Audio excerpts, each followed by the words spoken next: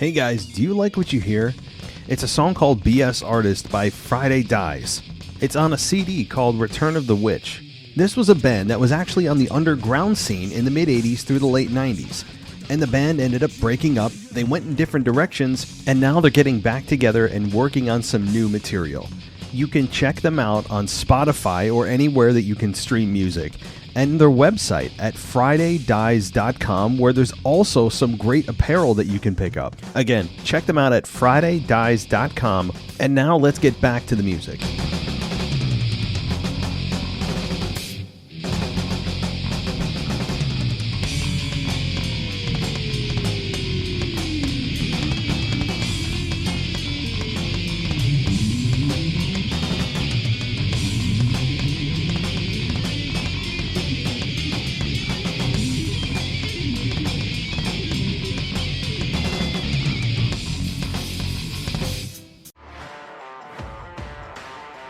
This is WWE superstar Drew McIntyre, and you're listening to the WWE Podcast.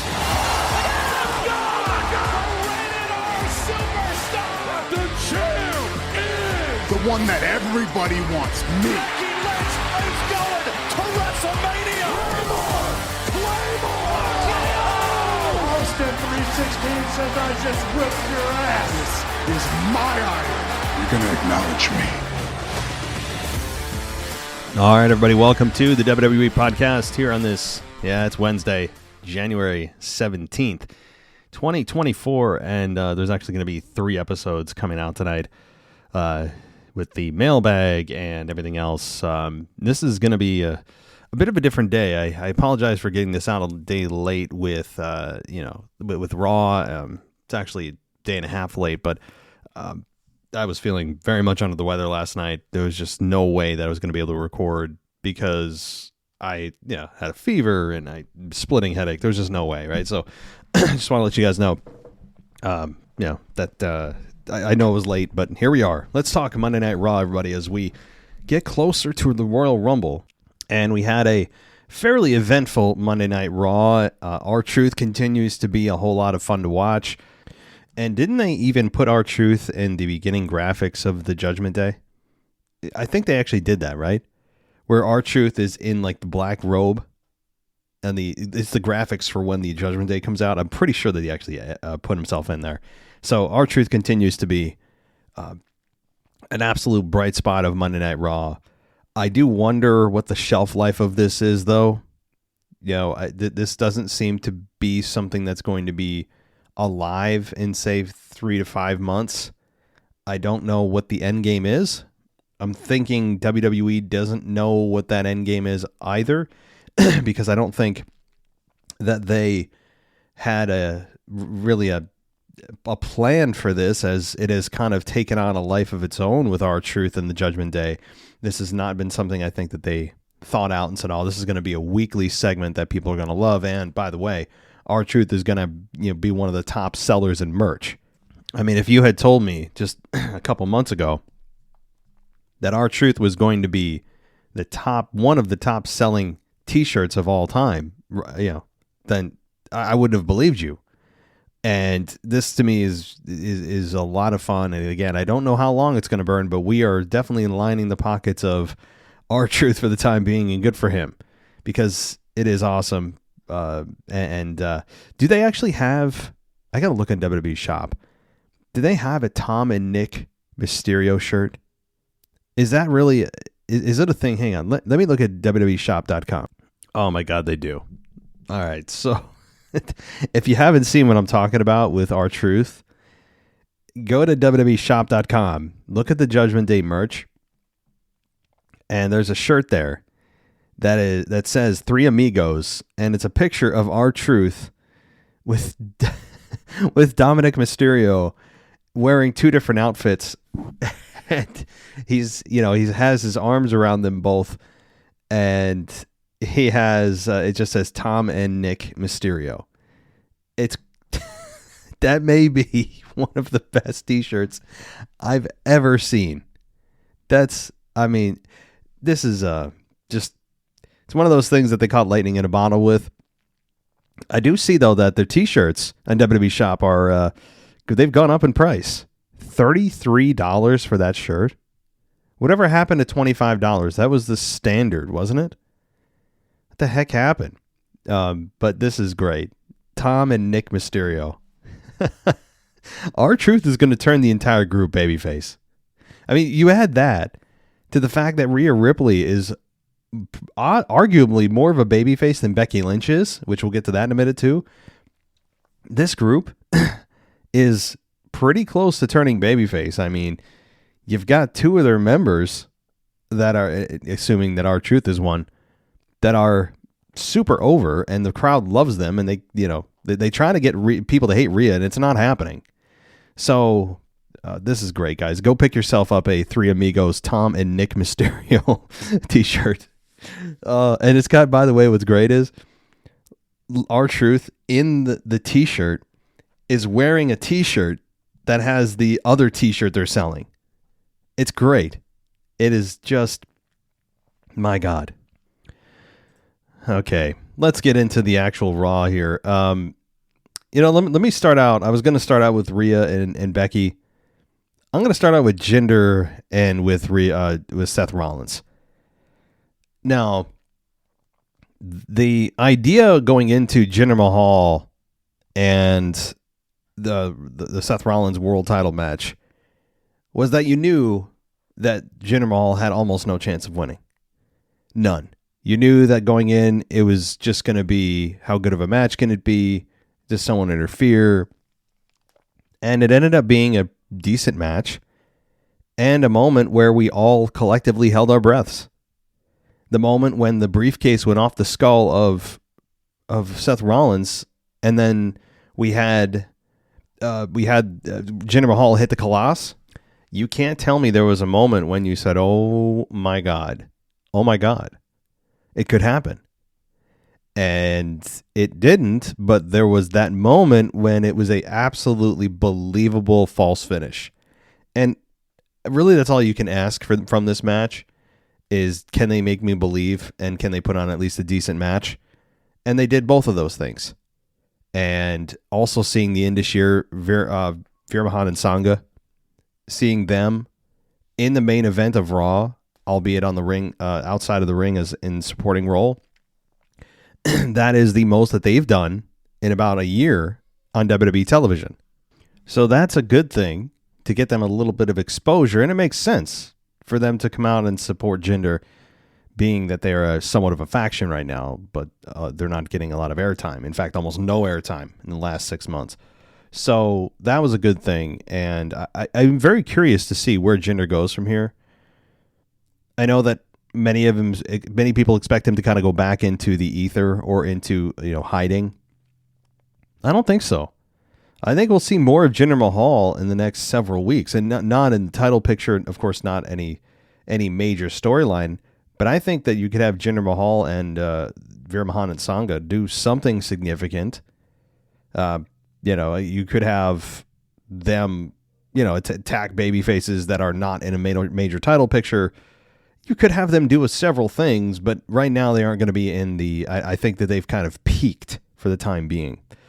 All right, well, let's start with the open of Monday Night Raw, and it was Cody Rhodes, who of course is dressed in a suit, and he asked the fans what they want to talk about because he's trying like hell to make that a thing. And he said his wife really likes the song and gave her a shout out about the Colin Ray song about Little Rock. What? I don't even know what that means. There's a song that apparently he knows that I don't. But anyway, Cody said that they could talk about him beating Shinsuke Nakamura or the reason he came back to WWE. Cody said the Royal Rumble is right around the corner. But then Drew McIntyre came out and he came to the ring, and McIntyre said Cody has been back for a minute, but they haven't really had a chance to talk. He said they grew up together in WWE. They're the same age, and he told Rhodes he's proud of him and recalled when they were tag team champions, and they said that, do you remember the name of our tag team? It's called the Dashing Ones. And McIntyre said they both had to leave WWE to get their heads screwed on right. He said they weren't ordinary wrestlers outside of WWE, And he said Cody became so undeniable that WWE called him back, and McIntyre recalled his last match outside WWE being with Cody Rhodes. And he also recalled Cody telling him he was a future world champion. McIntyre told Cody to keep his head down and doing what he's doing, and he'll be the first member of his family to win the championship. And McIntyre said Cody would finish the story, but not before he finishes his own. And then McIntyre said that Cody followed in his footsteps. Since Cody followed in his footsteps, he would give him some advice. McIntyre told him he didn't have to wear the suits because he's not running for office. He said Cody doesn't have to smile all the time. And he said he did the same thing because he felt like he had to be a leader. And also talked about not having to use big words, basically carrying thesaurus around with him, which, I'm not trying to pretend that Drew McIntyre listens to the show, but those are 3 critiques that this show has been very, especially myself and Anthony, have been very, very just vocal about. I don't hear a whole lot of other shows talking about those 3 specific critiques. So I guess it's possible he listens to the show or he came up with it on his own, but he also brought up the wolf in politicians' clothing, and how he brought Jey Uso back to Raw. But all of these points are things that, I don't know. I'm not saying pretending that Drew listens to the show, but I don't know. It was just very interesting. I'm thinking to myself, man, you hit on every critique, every frustration I have with Cody, Mr. Smiling, bleach blonde hair, politician, smiling, kissing babies, all that kind of crap that they're trying to make into this, the modern era's Hulk Hogan. And I don't know. I was very happy with Drew. I'm not sure if it was just coincidence, but I enjoyed the promo against Cody. And he asked Cody why, he wishes Cody wasn't a kiss ass at times, but he likes him. He complained about Damien Priest being an idiot to try to cash in the Money in the Bank. And McIntyre said the story belongs to him at WrestleMania. Rhodes and McIntyre uses the word if a lot. Rhodes said McIntyre uses that word. And he said McIntyre is filled with grievances and he wants Cody to be the same way. Cody said that if and when he talks about finishing his story, he looks at himself and the fans. Cody said if McIntyre wanted to settle things at WrestleMania, he would give him something to complain about, and then mentioned, the fact that the last time they did meet in the ring, who won, which Cody did. I like this exchange. It seems that they're doing a combination of Drew and Punk and Cody and, Punk now next week. They're doing all these different combinations of those, those guys, and with Drew, Cody, and Punk. And I'm not sure what they're trying to get out of it. The 3 guys that are obviously the top contenders to win the Royal Rumble, and rightfully so. If I had to pick somebody, it's still probably Cody Rhodes that wins it for me. I don't think Punk's going to win it. And with the potential knee injury of Seth Rollins, I think it's a knee injury. We don't know the extent of it yet. We don't know if he's going to be able to make it to the Royal Rumble or make it to WrestleMania. I haven't heard anything else as to exactly how far or how much damage was done to the knee. So that's absolutely going to be a big factor moving forward. If Seth Rollins is taken out of the picture, then you have a vacant championship.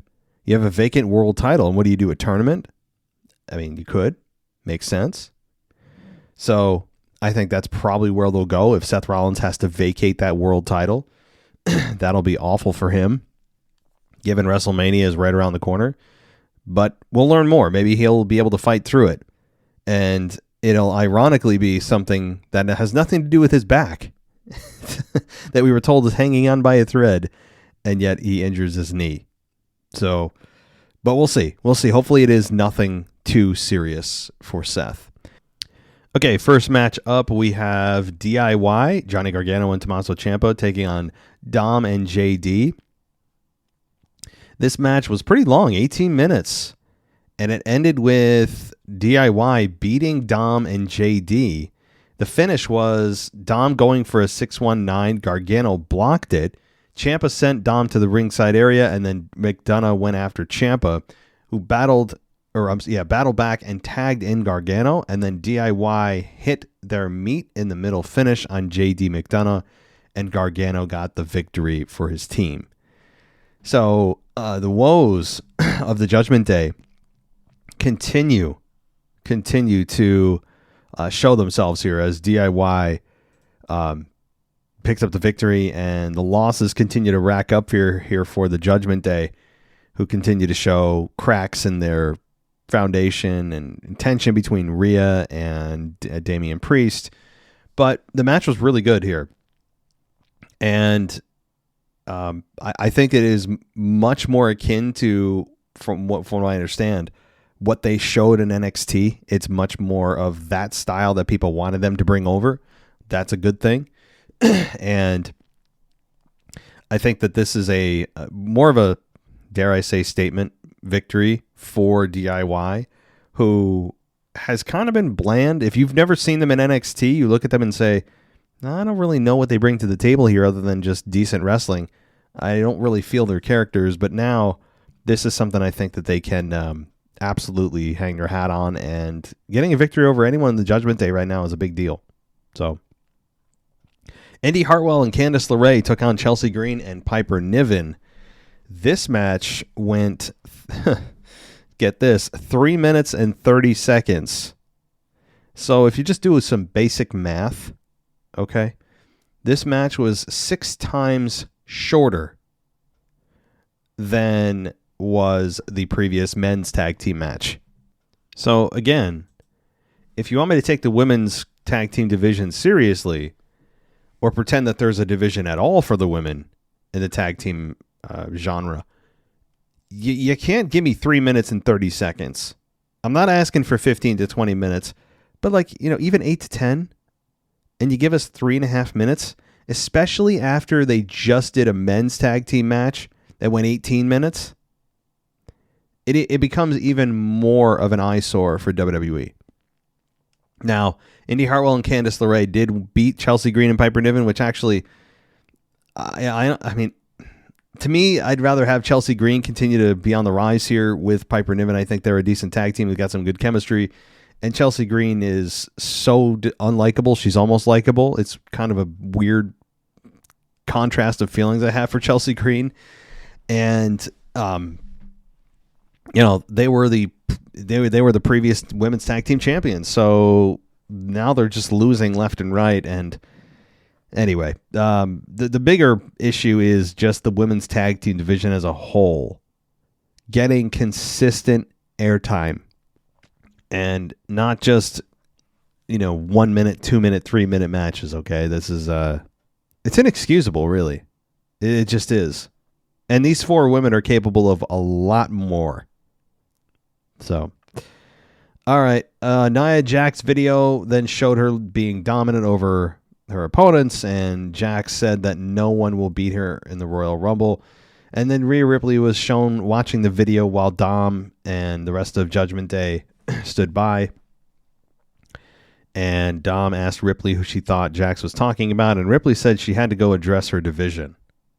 So we got, let's see, more Judgment Day stuff. Boy, they have a lot of backstage segments. Ludwig Kaiser stood on stage then and introduced the ring general, the Intercontinental Champion Gunther. And they came to the ring, and Gunther was booed, and Kaiser scolded the fans. Gunther noted that it was 2 weeks until the Royal Rumble, and he could feel and smell the desperation.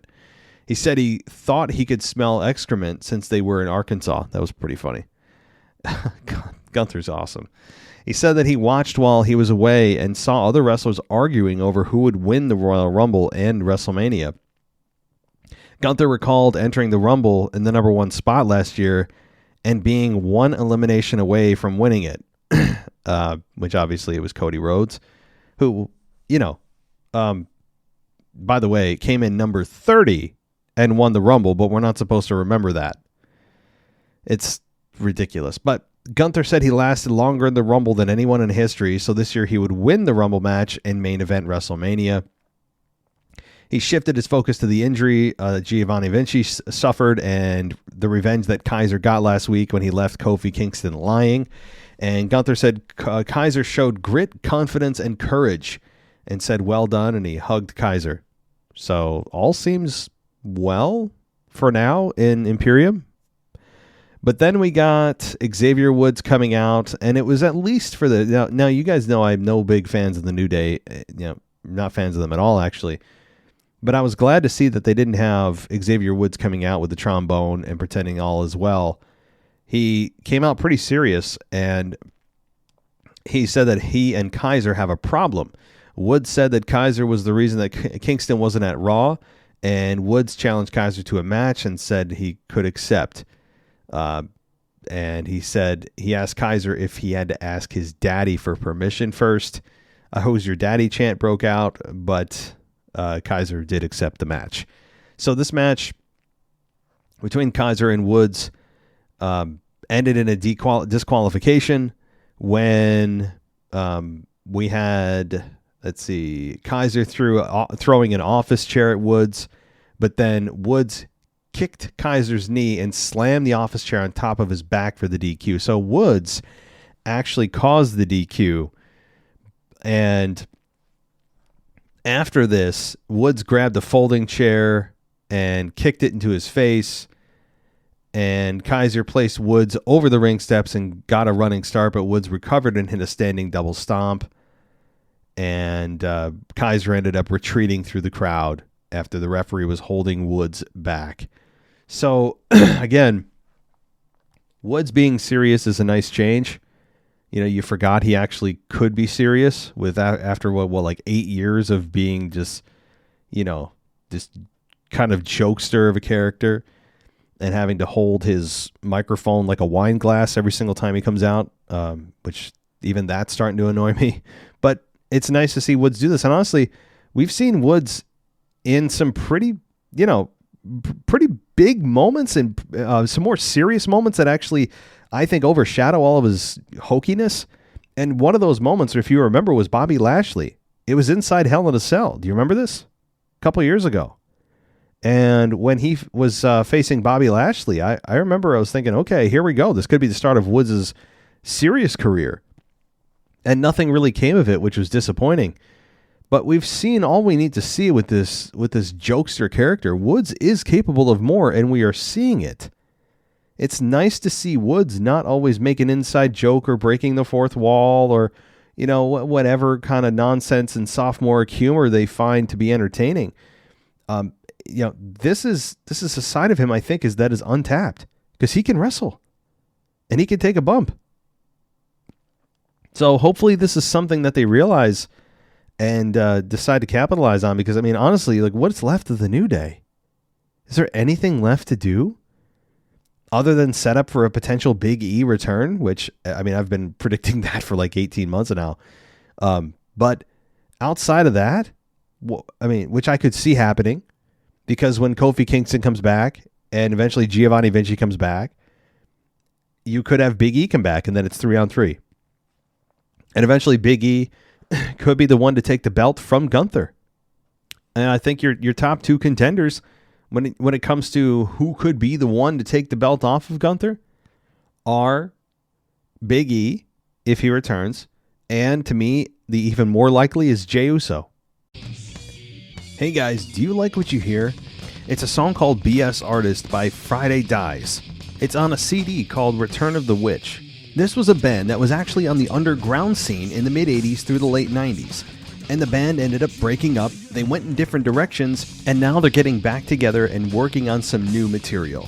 You can check them out on Spotify or anywhere that you can stream music, and their website at fridaydies.com, where there's also some great apparel that you can pick up. Again, check them out at fridaydies.com, and now let's get back to the music.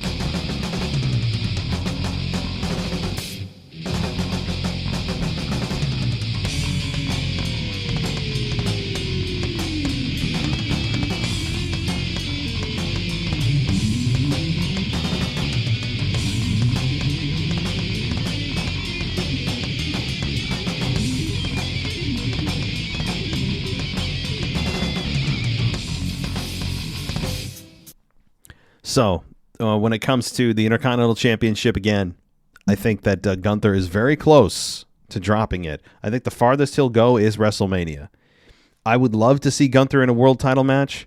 Unless Seth Rollins is injured past WrestleMania and it's going to be a 6-month recovery or something like that. If that happens, if Seth Rollins is on the shelf for a significant period of time and he has to drop the belt, I could see Gunther winning the world title at WrestleMania. If Seth Rollins is able to compete and it's just a month or so, some rehab, maybe a minor surgery that ends up being, he'll be able to compete in time for WrestleMania, then I could see Gunther dropping the IC belt at WrestleMania. So that, to me, that's how I think it's going to work. But Jey Uso is probably the top contender to defeat Gunther for that Intercontinental Championship.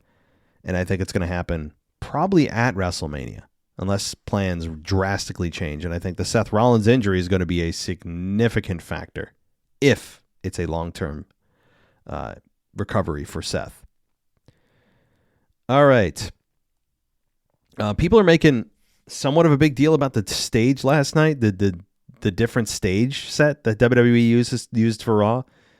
I don't really care. I mean that in a way that's like, fine. It changes up the optics, and for me, it's like, oh, cool. Let's see what it looks like. And then 5 seconds later, I'm like, oh, okay. For me, the set doesn't really make that much of a difference in terms of presentation of the show. It may from their perspective of, oh, we have a professional looking set, and that's important, but they have had a high quality professional set for a long time. I don't, necessarily put too much stock in WWE refreshing their sets for Raw, or even at this point when they changed the opening music to Raw, the opening theme to Raw. In my mind, since they changed it from the Raw is War theme, from 1997 to 2001. After that, everything's kind of just blended together. It doesn't really make that much of a difference for me. And it feels like at this point, they're changing the Raw opening theme like once a year. And I don't know. Like people analyze these things and feel like it makes a big difference or doesn't. I don't think it does. I know it refreshes things and I get it, but okay. All right. Byron Saxton was then asking Xavier Woods about his emotions, and Ludwig Kaiser attacked Woods backstage. Jey Uso then showed up and pulled Kaiser off of Woods. Kaiser backed off, and a group of referees arrived, and Jey just stared at Kaiser. So there you go. As we have the beginning of Jey Uso involving himself with Imperium and involving himself with Gunther eventually. Now it's just Ludwig Kaiser right now, but I think it will work its way up to Gunther. That's the beginning of this, I think. All right. We then got Ivar versus Akira Tozawa. This was a 2-minute match, but it ended in a way that was interesting in the fact that Akira Tozawa beat Ivar, and it was because of Ivar hitting Tozawa with a running crossbody, and then Ivar went to the ropes. Maxine climbs onto the apron and distracts him long enough for Tozawa to hit a sunset bomb and get the upset victory. The crowd popped big for this because Tozawa has been defined as an enhancement talent. This kind of somewhat comedic enhancement talent. We've seen Akira Tozawa do so many different things, like being a ninja. Remember, he was involved with, am I making this up? Remember during the wacky pandemic era, people were like attacking the building outside? And I'm not talking about the chainsaws and all that. I'm talking about they were attacking like one of the electrical boxes or something. I don't know. I maybe I'm making that up. It was a really weird time. But after the match, Tozawa and Dupree were celebrating. Valhalla then attacks Dupree, and she gets beat up pretty good by Valhalla. And then we got a spin kick from Ivar on Tozawa, and then he hit his moonsault on Tozawa. So this was it was an interesting, or rather a surprising finish, but one that actually got a pretty decent reaction from the crowd and then put some good heat on Ivar after the match. And Ivar has been doing, I think, an overachieving job since his partner has been injured. I've enjoyed Ivar. I really have. So, all right. Rhea Ripley was then backstage, and she came out and she said she's sick and tired of people like Nia Jax running their mouth and claiming it's their division. Ripley said it's her division, and that's why this is my championship. Ripley said that whoever wins the Royal Rumble would waste their opportunity if she chose to face her at WrestleMania. We then got Becky Lynch. And Becky Lynch comes out, and there's a Becky chant, and she said that they're very different people who went on similar journeys. They grew up in a foreign land and dreaming of coming to WWE before becoming the best to ever do it. She said that one of them went on to win the main event of WrestleMania while the other did not. Didn't Rhea Ripley... She didn't main event. No, she didn't. Rhea Ripley should have main evented last year, but that's another story. Lynch said, another difference is that one of them has a natural ability and finesse that is unmatched. Lynch said the other has the heart of a lion and a relentlessness and determination that is unmatched. Lynch said that they are the best to ever do it, and said she has a voice in her head that keeps her awake, and the voice says, I think you might be better than me, but I need to prove you're not, and I need to take that title from you. And to do that, I need to win the Royal Rumble, I need to point at the sign, I need to declare that at WrestleMania it will be Mommy versus the Man. Okay, so it's good to see Rhea Ripley and Becky Lynch finally face-to-face in the ring together. It feels like it's been 10 months that we've been waiting on this. This is it's nice to see for both Becky and Rhea, but you can't deny that everything that Becky Lynch here said sounded like it was coming from a book, or sounded like it came from Google. I mean, nobody speaks like that. It sounded like she had literally worked with writers to come up with this promo. And look, I'm a Becky Lynch fan, and I know a lot of you that listen to the show are Becky Lynch fans, and again, I am too. But sometimes she comes across with her promos like it was super rehearsed. I need Becky to just speak, not think about what her lines are. Just speak. For example, tell me that this is how somebody in the real world would speak. When she says that they come from, and I quote, they grew up in a foreign land and dreamt of coming to WWE to become the best to ever do it. Who says we came from a foreign land? What? I understand what she's saying, but it doesn't sound like that's how someone would normally speak. And everything, for example, one has the heart of a lion and a relentlessness and a determination that is unmatched. I mean, what? No one speaks like that. Nobody. Not in real life.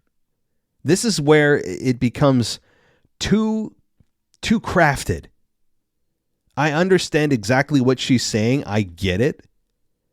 I understand that, but you lose me when it feels like you're constructing this ahead of time. And that's exactly what this felt like to me. That it was all just not how a normal person would speak to somebody if it wasn't predetermined and they just came out there and spoke from their heart. No one in real life speaks like this. I'm sorry, they don't. So that took away from this moment for me, that Becky Lynch sounded super rehearsed. And here's another thing. I know I'm going to really anger some of you Becky Lynch fans here. Two things. Can Becky Lynch stop puckering her lips after every sentence? She's been having a bad habit of this forever. And I just wanted to point it out. I don't think she's even aware that she does it, or if she is aware, she can't help it. But if you've noticed, after almost every sentence, she puckers her lips kind of angrily. And it's always annoyed me. She can't help it. It is what it is. But it just, for me, that set me off with the taped promo essentially, and then continuing to do that thing where she puckers her lips after every single sentence. And then you add this third thing. I think Becky Lynch is in trouble at WrestleMania. If they are trying to get Becky Lynch cheered over Rhea Ripley at WrestleMania, 2 words, good luck. You heard the support for Rhea Ripley when she came out. A massive Rhea chant or mommy chant. And I think that they're going to have a big problem trying to keep Becky Lynch the babyface in this whole program. Especially when it gets to WrestleMania. I think the crowd is going to be overwhelmingly in favor of Rhea Ripley. And they can try, but I ultimately think the crowd's going to side with Rhea Ripley. She is just, she feels and looks different. She is dominant. She has an aura about her. She continues to have really good matches. She's an alpha female. She's mommy. I mean, she's got a great gimmick. She feels like she's infinitely more confident than she was just a couple years ago. So I absolutely love Rhea Ripley in terms of, first of all, her retaining at WrestleMania. I actually don't think she'll lose. I think the first time that Rhea Ripley has a chance to lose is maybe by SummerSlam next year. Rhea Ripley is just too important right now to the women's division to lose the belt back to Becky, who honestly doesn't need it. Rhea Ripley still needs it. She's still forming her legacy right now. And I think Rhea Ripley is going to continue that. And it needs to continue that. It needs to have another big WrestleMania victory. So I'm looking forward to it. I think that their match, by the way, with Rhea Ripley and Becky is going to be awesome. Assuming Becky Lynch wins the Rumble. But this is going to be a program that I think is going to build to WrestleMania and ultimately deliver big time at WrestleMania when they finally meet one-on-one. But Rhea's coming out on top. Why? Because mommy's always on top. All right.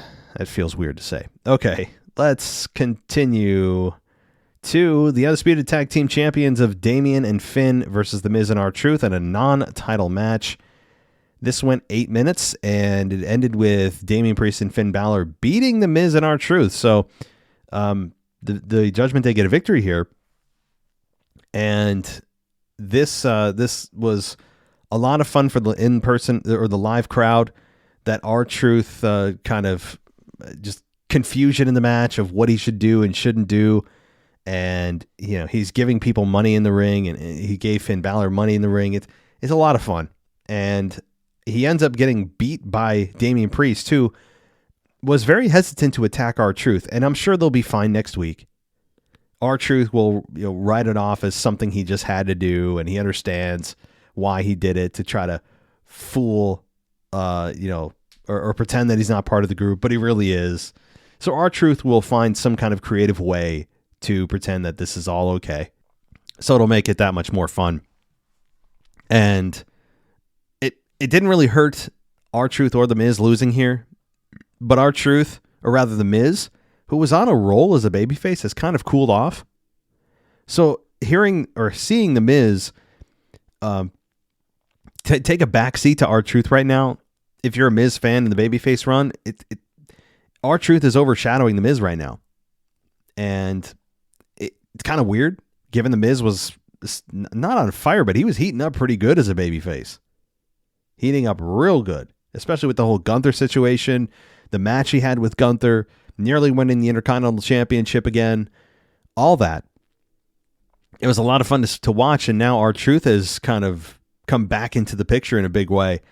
So The Miz he's still a babyface, and he's, to his credit, has done a nice job as one. And R-Truth and The Miz continue to be this tag team that is pulling back the time machine here and being able to go back to Awesome Truth for a little while. But he's also in Judgment Day, so it's just kind of silliness. It's silliness that is not to be taken too seriously. So, Okay, let's see here. Shayna Baszler and Zoe Stark take on Tegan Nox and Natalya. This was 5 minutes. Again, 5 minutes. Guys, think about this. The two women's tag team matches collectively were under 10 minutes. This was 5 minutes and 20 seconds. The other tag team match with Piper Niven and Chelsea Green was 3 minutes and 30 seconds. So this is a total of 8 minutes and 50 seconds of women's wrestling, tag team wrestling, out of a 3-hour show. Not good if you're trying to send the message to fans you're going to take the women's tag team division seriously. Oy. All right. We got a lot of promotion for CM Punk and Cody Rhodes meeting face-to-face next week. Ivy Nile versus Valhalla. Ivar versus Chad Gable. And Drew McIntyre versus Damien Priest. So, we then, as we mentioned earlier, got the World Heavyweight Championship match with Seth Rollins and Jinder Mahal. That ended in 13 minutes. And this also, I should have mentioned, did involve Drew McIntyre, who prevented Damien Priest from cashing in. And that's why we're getting the match with Drew and Damien Priest next week. So I actually don't know what to think of Drew right now. I love his work right now. I think this may be one of the best versions of Drew, because he went from being this kind of static babyface that the fans loved and had fond memories of him carrying the company during the pandemic era, and are sympathetic to him always seeming to have big moments in front of no one, which I really do feel for him. He has the worst luck in the world. But also, I don't know what he is. And usually that's a bad thing. Usually to me, that's just, you need to define what you are. But Drew seems to know who he is. Drew continues to lose big match after big match when it comes to especially title matches, but then doesn't go to the dark side. I thought he would. He doesn't. And continues to seem like he's somewhat of a good guy. But the crowd kind of cheers for him, but I don't know what Drew is, but it's still intriguing. And 9 out of 10 times that annoys me and I'm tuned out, and it's just like, you need to tell me what you are. But Drew's so good on the mic and has been always so good in the ring and is a totally polished performer that I'm still invested in what he's trying to be and what WWE is trying to present him as, because I don't know. I don't know what Drew is. He's doing, something right 1 minute, preventing the cash in, stopping the heel Judgment Day, stopping Damien Priest from cashing in. And then the next he's running down a big baby face like Cody Rhodes or Punk. So I don't know what Drew is doing right now. I don't know if there is an end game. I don't know what this is. And again, it's not a complaint. It sounds like it is. It's not. Normally it is. But I'm just invested 100% in Drew right now, because I never know what he's going to do, what he's going to say, if he's going to really turn heel, because he was really a heel, but now he's not a heel again. It's kind of a fascinating, somewhat of a turn here. Somewhat of a turn. So it's a turn, then it's kind of back to not being a turn, then he loses a big match, and then, you think he's going to go dark. He doesn't go dark. It's kind of fascinating. So, well, that'll do it for me on the Raw review. I apologize, everybody. I'm going to try to get the mailbag out by late tonight, probably more likely tomorrow, because I also have to publish the NXT show for Memphis Mark. So that's going to be out today as well. And the mailbag may be a day late, but all the shows are going to get to you. They just may be a little bit kind of wonky as I reset myself from my trip to Cancun, which was one of the most stressful. I know it sounds like a complaint going to Cancun, but the travel was horrific, as I mentioned earlier. Stay the hell away from Detroit, the Detroit airport. Don't go there. If you want to go to Cancun, go direct. Okay. I'll just say that. I'm up in Albany, New York, and it should have taken me, I think my flight was leaving at 5:25 in the morning. I was supposed to land in Cancun at 2:00. I didn't get in until like 6:00. And it's just a mess. Just a mess. So, all right, I'll leave my complaints for another day. I want to thank you guys for listening. As always, consider listening to us on Patreon. Get yourself an ad-free experience, patreon.com/WWE podcast. And if you sign up with us for a full year gets you a discount. So you can check that out, or just do a 7-day free trial, totally free for a week. You can listen to us ad-free. If you like it, keep it. If you don't, cool, no problem. You can also get a 7-day free trial of everything ad-free on Apple Podcasts. So a couple places to get a totally ad-free, risk-free experience where you just, hey, I want to see what this ad-free stuff is like. So a couple ways to do it. But thank you so much for everybody for listening. As always, take care. I'll talk to you next time. Hey guys, do you like what you hear? It's a song called BS Artist by Friday Dies. It's on a CD called Return of the Witch. This was a band that was actually on the underground scene in the mid-'80s through the late 90s. And the band ended up breaking up, they went in different directions, and now they're getting back together and working on some new material. You can check them out on Spotify or anywhere that you can stream music, and their website at fridaydies.com, where there's also some great apparel that you can pick up. Again, check them out at fridaydies.com, and now let's get back to the music.